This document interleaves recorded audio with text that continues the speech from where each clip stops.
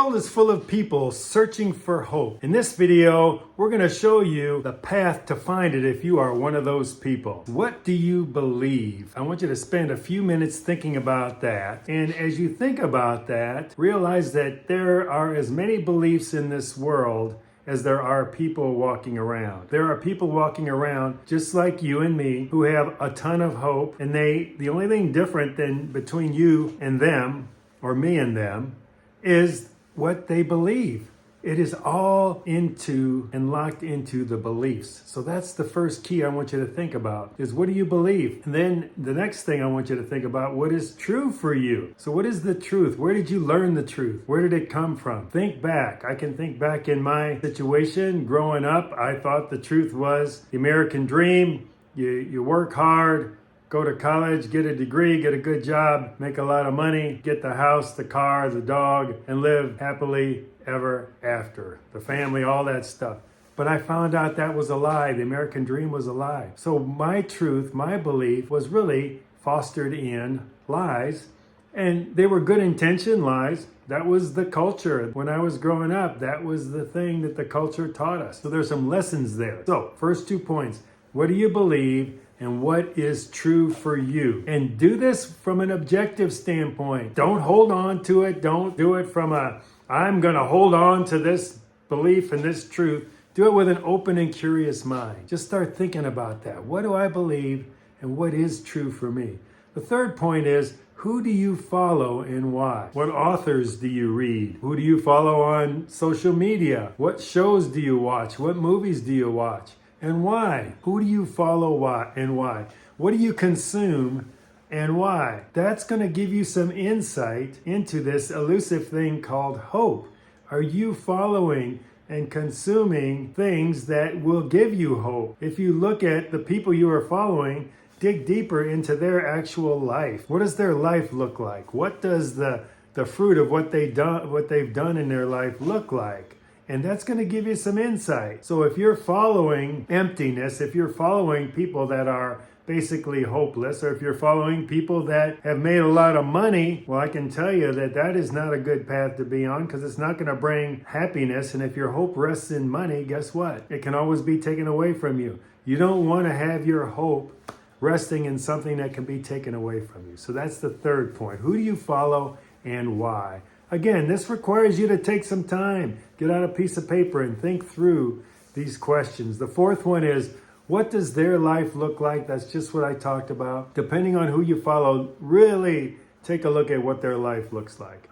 Just as I said a few seconds ago, what is the fruit of their life? Where do they live? How do they live? Who are their friends? What do they do? If you can get some insight, if there's somebody that you follow that you really admire locally, or an author or whatever, find out their backstory. Find out what they're all about and what drives them. One of the people I follow, Andy Andrews, is amazing. He grew up, his parents got killed in an auto accident or within just a few days of each other. And he ended up living homeless underneath a pier in Alabama. That's where he started. And he read books. He read biographies to get him out of that predicament. That's where he found his hope. So it is who you follow, who you read, who you allow into your consciousness that's going to really tell you something. And then look at their lives. I can look at Andy's life right now, and he's doing something called Wisdom Harbor. He's still writing books. He's doing stuff for kids. He's doing a lot of things, and he's a godly man.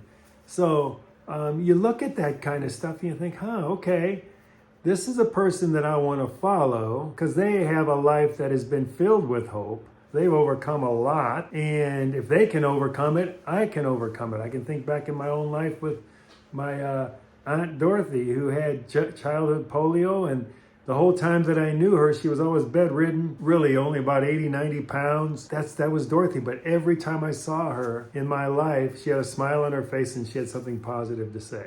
That is hope.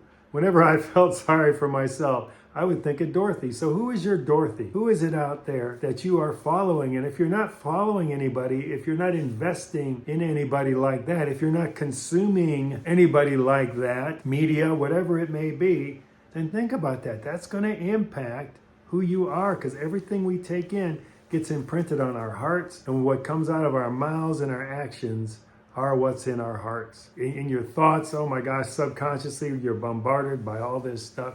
So you have to be very discerning, very selective on what you let in to your world. All right, the next point is some hope for you. Your belief and your truth can change. I don't care where you are right now.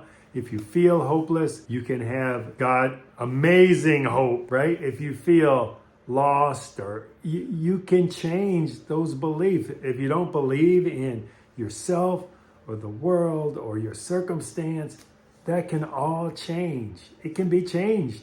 And we at Life Transformed have so many ways to help you do that. That's really what we're excited about. And we've got a challenge coming up.